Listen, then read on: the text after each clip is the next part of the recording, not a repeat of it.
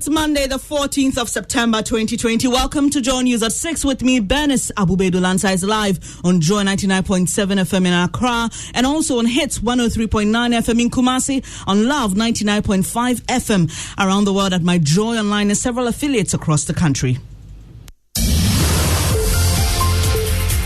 45,434 confirmed COVID cases in Ghana, 46 new ones, bringing the active cases to 806. COVID is real, wear a mask and stay safe. Coming up this morning, Accra police arrest all domestic workers for University of Ghana law professor found dead in his home with his hands and legs tied. They are currently being interrogated as part of police investigations into closing up on the culprits. We'll bring you details as forensic experts at the Ghana Police Service are deployed to unravel circumstances leading to his death. Thorough crime scene reconstruction and analysis, that is putting bits and pieces of information together to help the police make clear headway into the unfortunate incidents.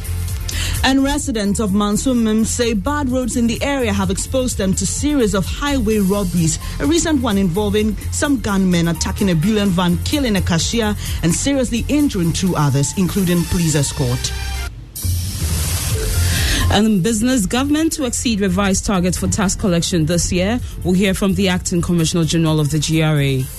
It's coming up at 6:15. Also in this package, as the preliminary round of the National Science and Maths Quiz moves to the Eastern, Bono and Ahafo regions, we'll tell you how the dream of one man has blossomed into the biggest science and maths competition in Ghana.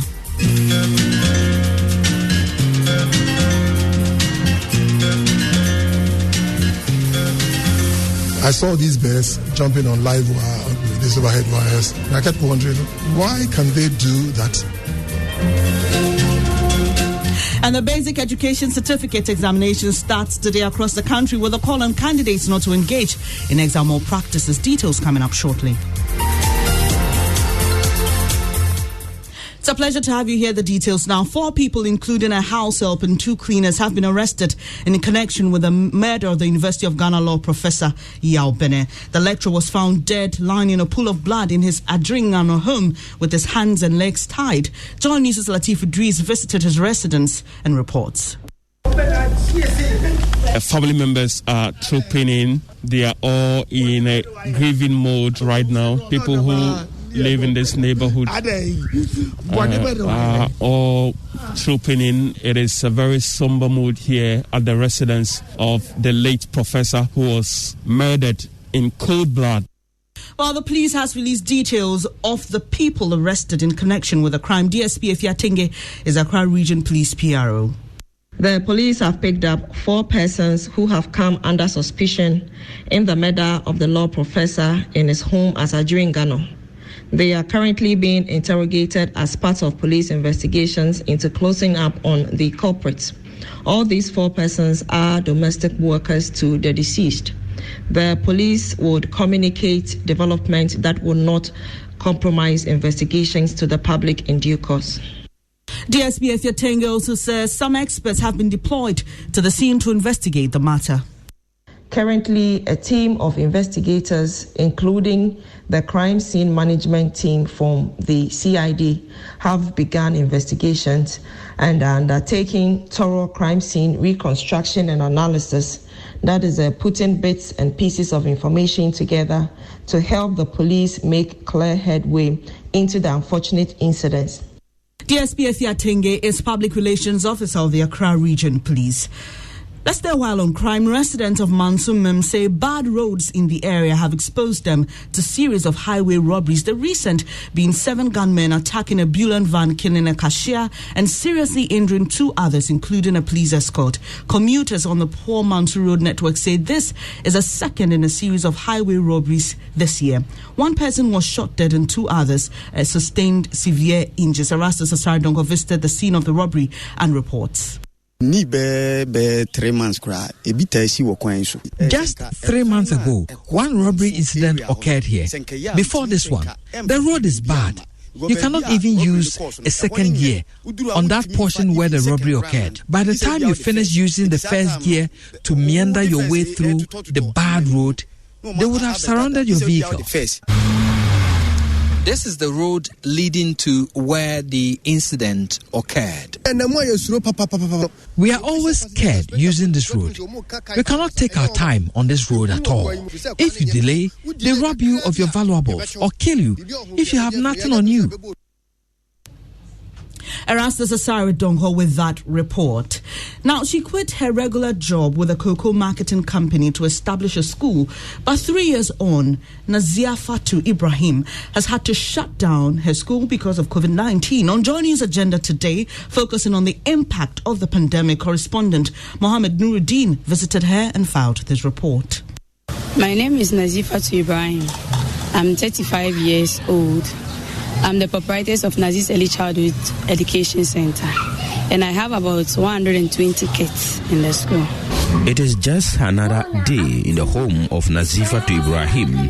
At this time of the morning, she should have been packing up and heading to the school she runs, but she cannot do that now.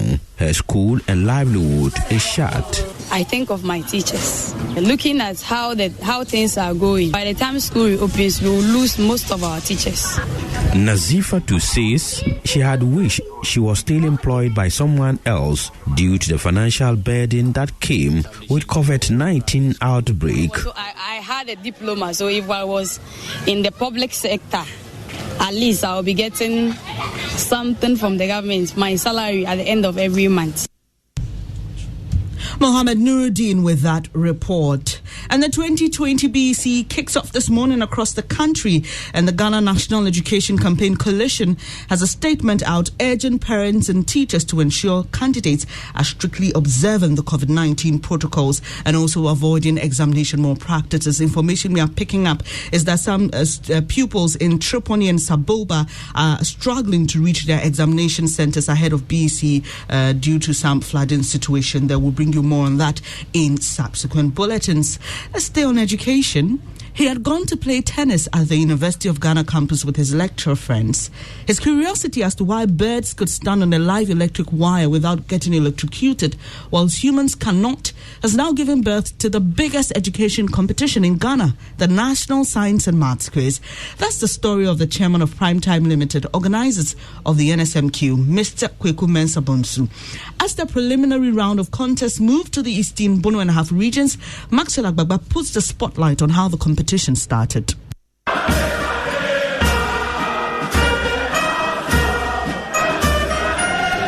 National Science and Maths Quiz has transformed from merely being a competition between schools. It is now a battle for the bragging rights with the active involvement of past students, families, and even communities where the schools are located. What started as a dream on a tennis court at the University of Ghana campus is now reality, providing quality edutainment to many. Here's initiator of the dream, chairman of Primetime Limited, Kweku Mensah Bonsu. I went to play tennis at Legon. Parking my car, I saw these birds jumping on live wire, on these overhead wires. And I kept wondering, why can they do that? And I can't even hold. So I called out to my friend, then Dr. Ebenezer Awatri, who was an animal scientist. And I asked him, how come this can happen and I can't touch it? So he was explaining to me about insulation and all those. So I told him, look, I've sent proposals to Unilever to start a science and maths quiz. Chairman of Primetime Limited, Kweku Mensah Bonsu, ending that report by Maxwell Agbagba. Now, the Police Motor Traffic and Transport Department in the Bono region is happy about the gradual reduction in motor traffic accidents. Superintendent Stephen Safo Tinkrang is the Bono region commander, and he's attributing this to intensified road safety education. He spoke to my colleague in the region. When you talk about injuries, last year we recorded 183. This year we have recorded 123. It means that there's a huge difference in terms of injuries. Last year, we recorded 60, those who died. This year, we have recorded 50. Bono Region Commander Superintendent